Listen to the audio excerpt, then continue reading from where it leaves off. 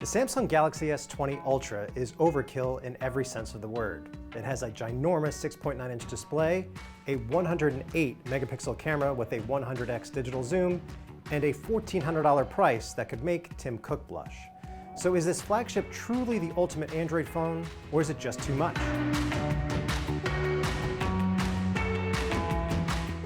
Let's start with the design. The Galaxy S20 Ultra is pretty massive. It's taller than the already supersized iPhone 11 Pro Max, so this is definitely a two-handed affair. But at least it's narrower than Apple's handset and a bit lighter. There's just no getting around the big camera bump on the back. The four lenses are arranged in a big rectangle that juts out. It makes the iPhone 11 Pro's camera patch look tame by comparison. If you like vivid colors, opt for the regular Galaxy S20 or S20 Plus, which have hues like baby blue and baby pink. With the Ultra, there's just serious Pro-like colors in cosmic black and cosmic gray. Just beware of fingerprints on this phone. Actually, for $1,400, I think someone should wipe this thing for you. The only reason to spend this much on the Galaxy S20 Ultra is the camera, and I have mixed feelings about it.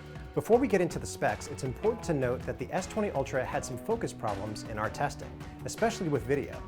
Check out this clip and you can see that the footage stutters as the subject moves around the frame. Samsung says that it's working on a camera update, but as of now, we're not sure when that is going to roll out.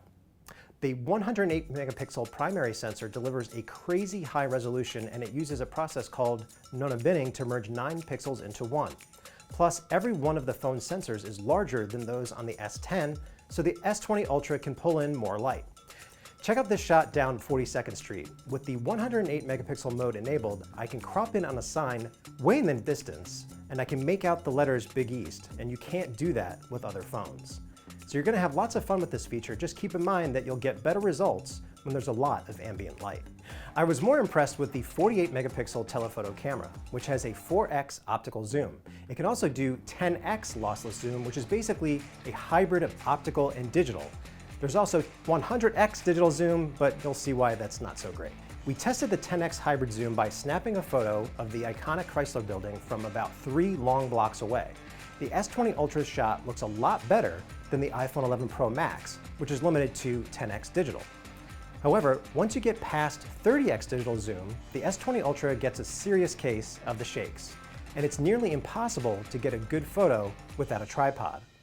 Inside Grand Central Station, the S20 Ultra captured the iconic gold clock with this crisp shot, and it did a better job than the iPhone snapping this ornate chandelier. You can make out the individual lights even from a distance. Previous Galaxy flagships were weak when capturing live focus portraits. The Galaxy S20 Ultra is better than the Galaxy S10, but it still has a little bit of trouble in bright sunlight and tends to blow out subjects a bit. The most standout camera feature on the S20 Ultra is the single take mode.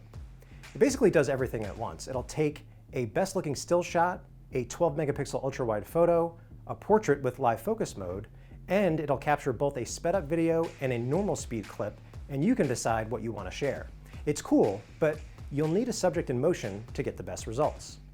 Last but certainly not least, the S20 Ultra is capable of recording 8K video at 24 frames per second, and you can turn moments from your clips into 33 megapixel photos.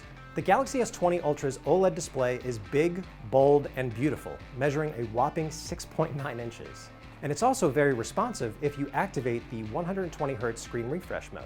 Scrolling looks and feels smoother, and Samsung is working with developers to roll out games that will take advantage of the refresh rate, such as Forza Street. Just keep in mind that you can't have Quad HD resolution at the same time as 120Hz. You'll have to drop down to Full HD. I also wish the screen were a little bit brighter. The S20 Ultra peaks at 662 nits when set to maximum brightness. Compare that to 671 nits for the iPhone 11 Pro Max, and we notice the difference outside on a sunny day.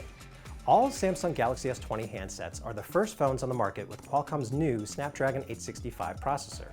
The CPU gets paired with 12 gigs of RAM, and the result is performance that approaches but doesn't beat the iPhone.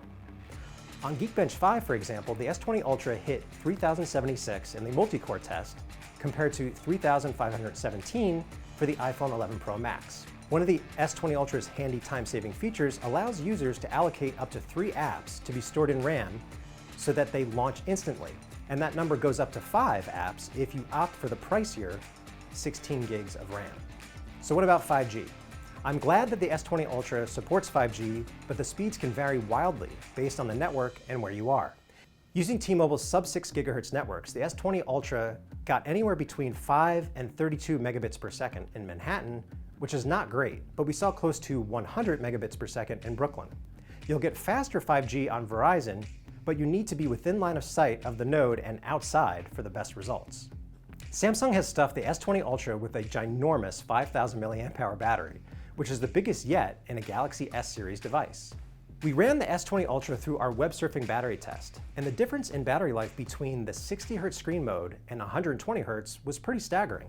At 60 Hz, the S20 Ultra lasted nearly 12 hours, which is one of the best results we've seen from a flagship. However, the S20 Ultra lasted only 9 hours and 13 minutes in 120 Hz mode. That's about 3 hours less. When it's time to juice back up, there's wired 25-watt charging with a stock adapter. You can spring for an even faster 45-watt brick, but you won't need it. The wireless charging is a fairly brisk 15 watts. The Samsung Galaxy S20 Ultra is one of the most advanced smartphones yet, but is it worth $1,400? The camera system is impressive, especially when it comes to the zoom. You'll also get 5G speeds, a super smooth 6.9-inch 120 Hz display, and a massive battery that should last you all day. However, the Galaxy S20 Ultra may simply be too big for some, and while the camera is impressive, the focus issues give us pause, at least until Samsung issues an update. For $200 less, my choice would be the Samsung Galaxy S20 Plus. You get nearly all the same features and a still pretty big 6.7-inch display, just without the space zoom. Overall, the Ultra is the ultimate Android phone, but it's not quite worth the ultimate price for me. For Tom's Guide, this is Mark Spoonauer.